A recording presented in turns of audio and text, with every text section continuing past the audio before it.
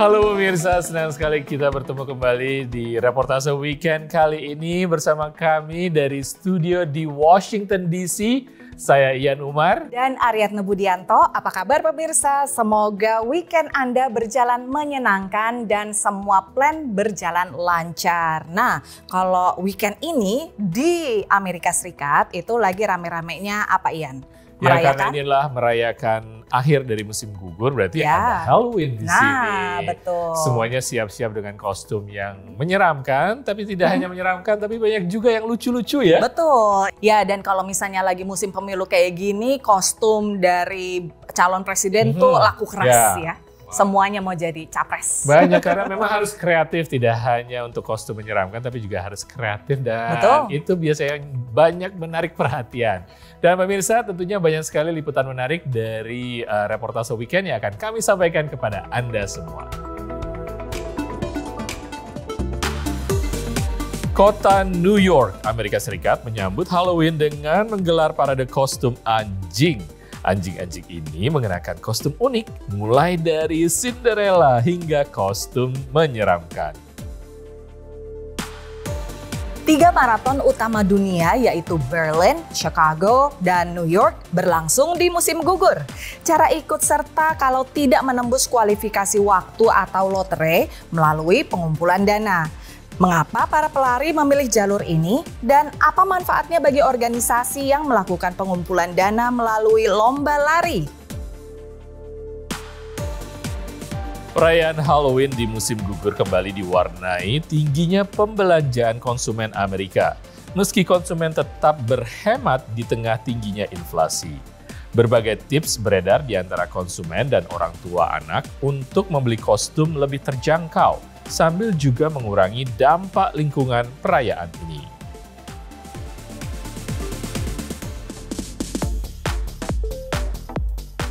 Pemirsa, di penghujung musim gugur dan juga menjelang musim dingin di Amerika, acara yang ditunggu-tunggu oleh banyak orang sebenarnya adalah Halloween. Dan tidak hanya mereka berlomba-lomba dengan kreativitas mereka untuk mengenakan kostum, buat mereka diri sendiri, tapi juga ternyata untuk hewan peliharaan mereka. Betul, ini merupakan sebuah tradisi pemirsa. Jadi parade kostum anjing selama Halloween ini salah satunya yang terkenal adalah yang berlangsung di kota New York pemirsa. Kita saksikan liputan berikut ini.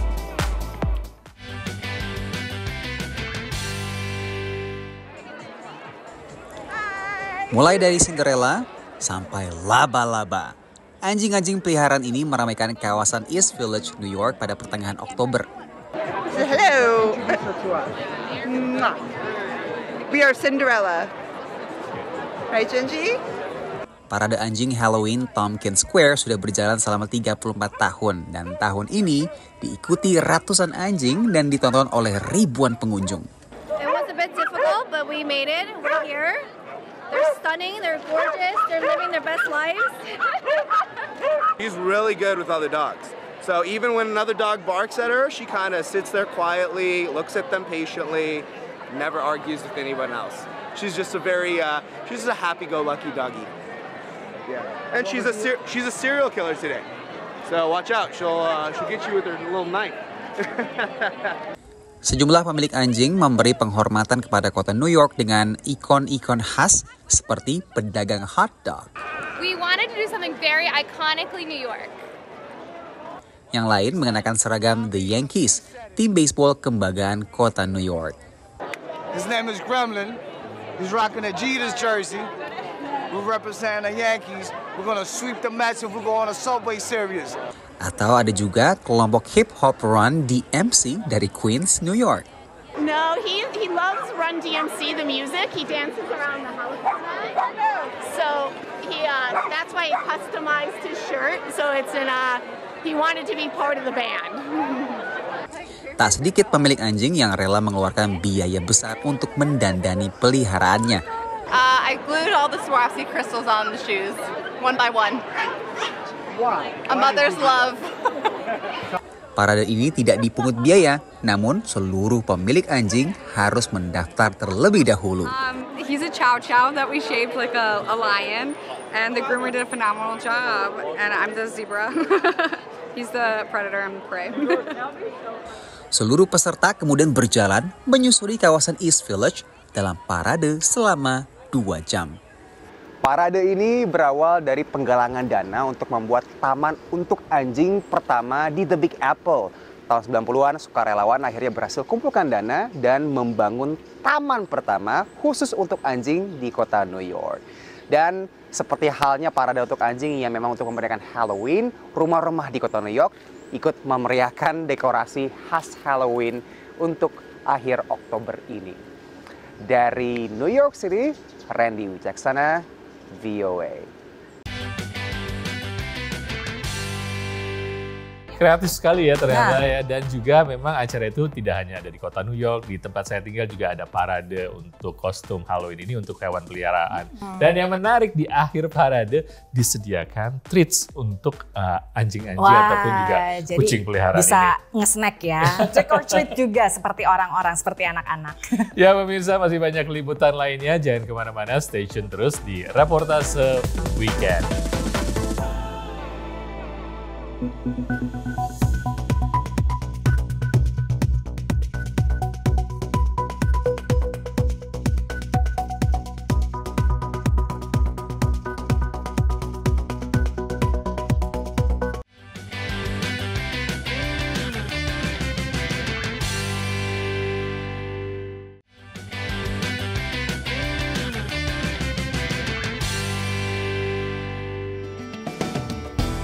Pemirsa, Anda masih menyaksikan Reportase Weekend dari studio VOA di Washington DC.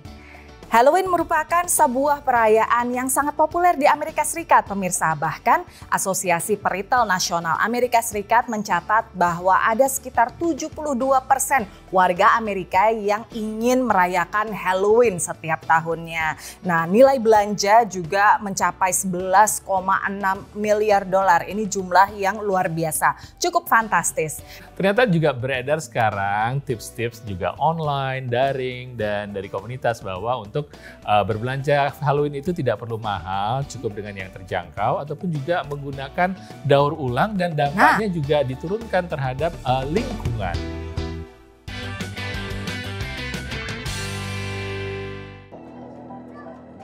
Halloween telah menjadi tradisi lama di Amerika Serikat, sebelum juga diperingati di banyak negara lain, menggabungkan hal-hal mengerikan dengan perayaan pergantian musim, dari musim gugur ke musim dingin. There's definitely a tension in Halloween between fear and fun. Dressing up is fun. Candy is fun. Going out with your peers or staying in with your peers is definitely fun. But the things that people dress up as, at least some of those things, are scary things. Halloween juga mendongkrak pembelanjaan konsumen. Since COVID, we have seen Halloween spending increase approximately 50%. It's gone from about $8 billion at that point to forecast of $12 billion this year, and 50% increase. And that's not characteristic of other holidays as well. Tapi angka tahun ini lebih rendah dibandingkan tahun sebelumnya. Tingginya inflasi membuat banyak konsumen berhemat. A great tip to save money on a costume is to go thrift shopping. Thrift shopping, and you can take any amount of clothing that you have and be a zombie by ripping it up and throwing some powder on you. Satu kiat hemat lain adalah membuat sendiri kostum. There's webinars right now online all over the place that you can go and learn how to sew and make an affordable costume. There's a website called HalloweenCostumes.com, and they have from baby sizes to extra large plus sizes. Beragam website menawarkan pencarian barang bekas. Tak hanya untuk berhemat, tapi juga untuk mengurangi sampah pakaian yang menjadi masalah lingkungan serius. Di antaranya Benny. We've heard from someone a little bit ago that her and her partner are doing Taylor and Travis. And you go on and you're like, okay, I don't want to spend $200 on a Travis Kelce NFL jersey. There's actually hundreds of those available on secondhand sites right now for way discounted. And so why not get the real thing at a lower price? You're not going to reuse a really cheap plastic thing, but if you go out and you want to be Elle Woods from Legally Blonde, you can type, hot pink fur jacket into checkbenny.com. We'll show you a bunch of options, and those are things that, because they're higher quality, you're more likely to want to wear again or integrate into your wardrobe in some other way. Satu lagi pertimbangan lingkungan, untuk kostum anak biasanya hanya dipakai sekali saja, lalu setelah itu sang anak sudah terlalu besar untuk mengenakannya tahun selanjutnya.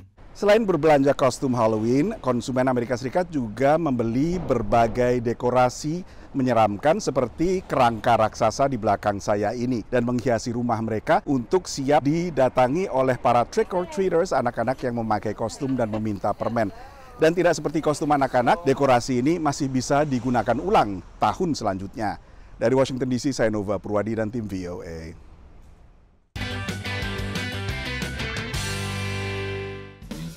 Ya memang caranya yang termudah adalah membudayakan lungsuran pemirsa. Jadi misalnya kostum yang sudah tidak kita pakai lagi, kita lungsurkan untuk teman atau keluarga dan sebagai akibatnya nanti kita akan membentuk budaya melungsurkan tadi. Jadi kita juga akan dapat nantinya lungsuran kostum yang berbeda untuk tahun depan. Nah sekarang pemirsa, waktunya untuk menyimak yang viral-viral dari dunia entertainment. Ya, dari VOA Entertainment Update pemirsa, ada kabar dari seniman grafis Indonesia, Pinot, yang baru saja merilis buku di New York. Serta ada kabar seru nih dari K-pop Rose yang baru saja sign untuk record label dari Amerika.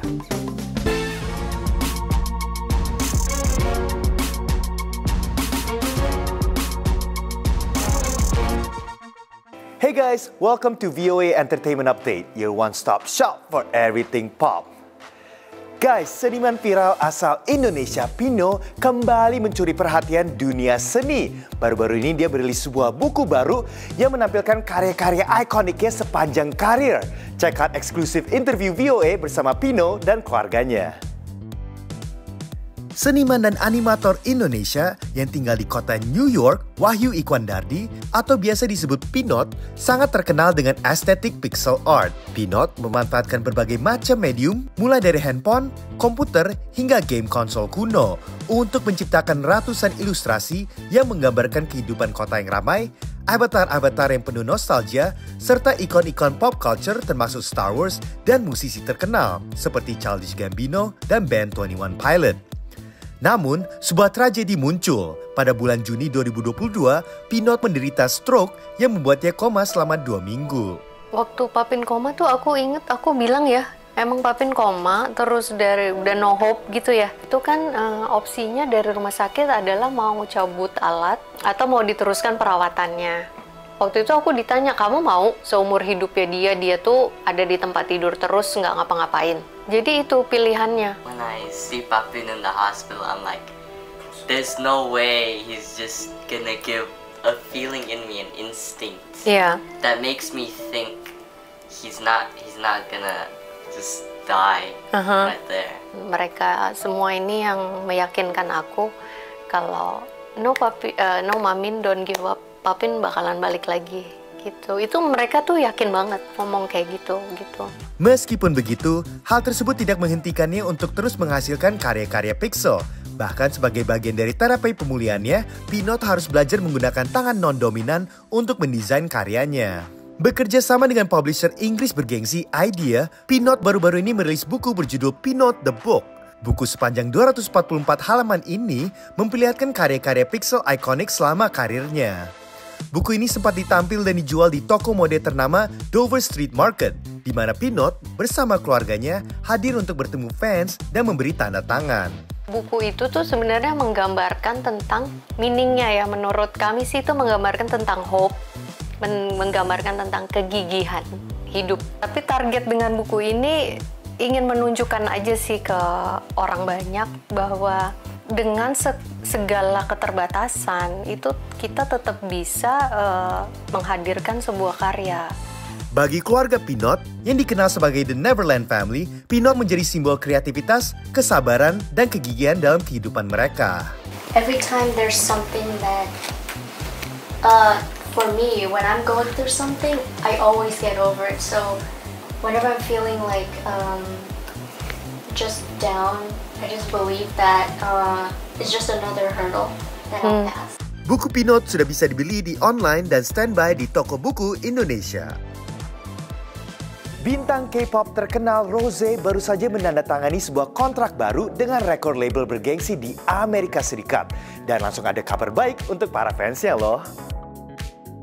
Penyanyi K-pop dari grup legendaris Blackpink, Rosé, baru saja mengumumkan di Instagramnya tentang debut album solo berjudul Rosie yang akan dirilis pada tanggal Desember 6, 2024. Berita ini datang hanya seminggu setelah Rosé bergabung dengan record label bergengsi Amerika Serikat Atlantic Records, mengikuti langkah artis-artis pop lainnya seperti Bruno Mars, Charli XCX, dan Ed Sheeran. Menurut Rosé, judul album Rosie itu adalah nama panggilannya dari teman-teman dan keluarga dekatnya. Alasan dia memilih judul ini adalah karena dia ingin para fans untuk merasa lebih dekat dan intim dengannya saat mendengar album ini. Berisi 12 lagu, Rosé mengaku bahwa awalnya lirik-lirik di album ini ditulis sebagai jurnal pribadinya setelah menyelesaikan tur dunia Blackpink Born in Pink. Baru-baru ini, Rosé merilis lead single untuk album tersebut, Apathy, hasil kolaborasinya bersama pop singer Bruno Mars. Rosé juga mengajak para fansnya untuk mengikuti akun Instagram barunya @vampireholly untuk mengikuti kabar terbarunya serta momen-momen lucu dari timnya. Waduh, saya semangat banget untuk lihat perkembangan Rosé sebagai solo artist. I cannot wait to hear the album. Oke, sekian dulu dari VOA Entertainment Update. Saya Gender Pratama signing out dari studio VOA di Washington DC. I'll see you next time. Peace.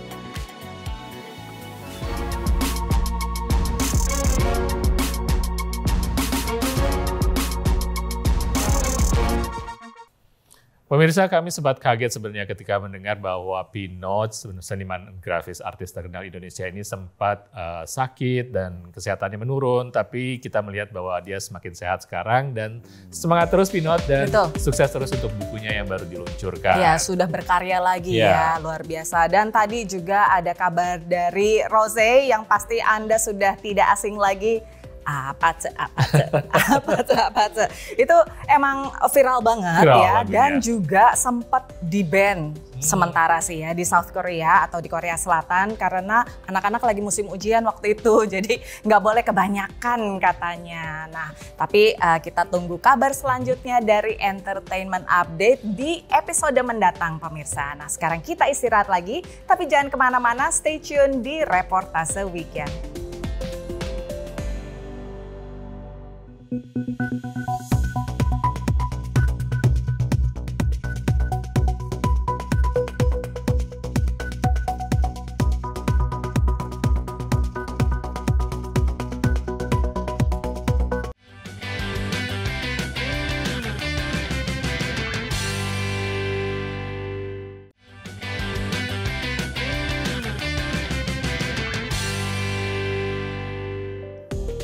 Pemirsa, kembali lagi di Reportase Weekend dari studio kami di Washington DC. Kegiatan akhir pekan memang banyak sekali yang bisa dilakukan dan terutama kegiatan berolahraga menjadi salah satu yang favorit. Olahraga berlari juga menjadi salah satu yang favorit dan ini menjadi tren juga untuk ikutan lari maraton. Banyak pelari-pelari yang juga ikutan di acara maraton tidak hanya di dalam negeri tapi juga di berbagai tempat internasional. Ada berbagai cara sebenarnya untuk bisa ikutan lomba-lomba maraton yang event besar seperti ini ya. Betul, tapi biasanya orang-orang bisa mengikuti dengan cara pengumpulan dana, Ian. Jadi fundraising ini memang juga sekaligus bermanfaat lah ya, nggak cuman kita bisa lari, tapi juga bisa berkontribusi kepada organisasi lainnya.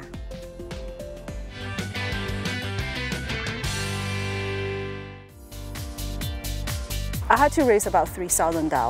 Si Wei Luo adalah pelari Amerika di Rockville, Maryland yang akan mengikuti New York City Marathon November tahun ini. Ia mendaftar melalui jalur pengumpulan dana atau charity bagi organisasi Team for Kids yang menyediakan berbagai aktivitas dan kegiatan bagi anak-anak di kota New York agar sehat dan aktif. I first post on social media. I contact my friends and relatives and let them know this is what I'm doing. Because New York City is my second hometown. I came to United States when I was 17. And I started my high school over there. New York has a special, place in my heart, and I really want to do something with my love for New York. Mengumpulkan dana bagi organisasi nirlaba adalah salah satu cara mengikuti maraton utama dunia seperti New York City Marathon. Menurut Siwei, peluangnya lebih besar daripada melalui jalur lotre ataupun kualifikasi waktu, walaupun perlu usaha ekstra untuk mengumpulkan sumbangan.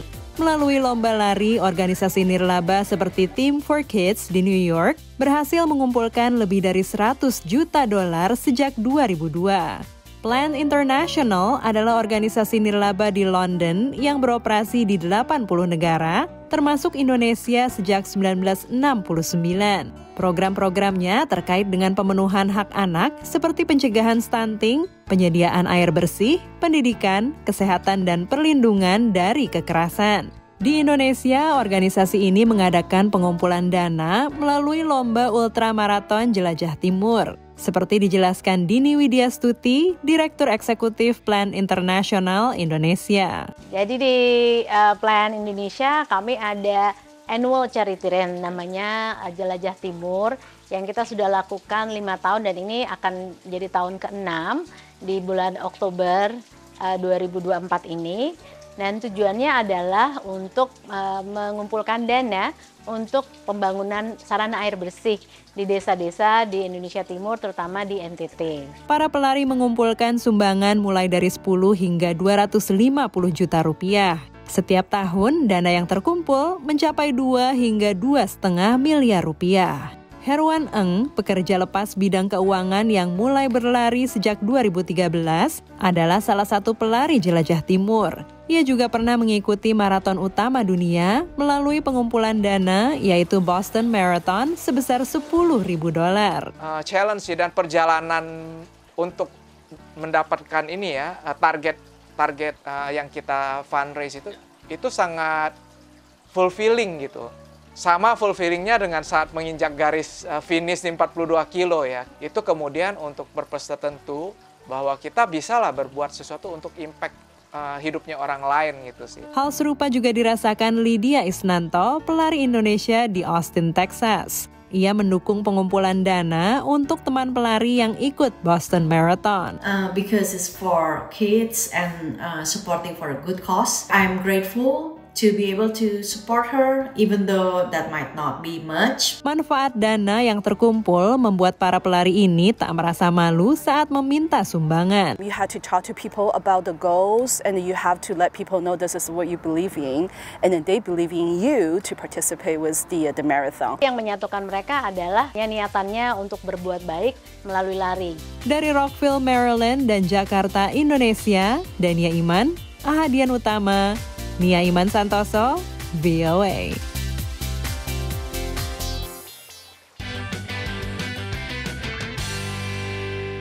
Ya, ternyata tidak hanya untuk biaya-biaya tadi untuk misalnya untuk fundraising dan segala macam, ternyata ada biaya lainnya memang tidak bisa dibilang murah. Tapi kan ada amalnya juga ya. Yang jadi penting fokus sebenarnya. Iya. Kita yang penting dalam berolahraga fokus untuk kesehatan dan tidak hanya untuk gengsi, pemirsa. Betul. Oke, pemirsa, senang sekali kami telah menyampaikan liputan-liputan menarik dari Reportase Weekend. Sayangnya kami berdua harus pamit dulu. Saya Ian Umar. Dan Aryatno Budianto mengundang Anda untuk berpartisipasi di media sosial kami dengan handle VOA Indonesia. Sampai ketemu lagi minggu depan di Reportase Weekend berikutnya dari VOA Washington DC. Dadah!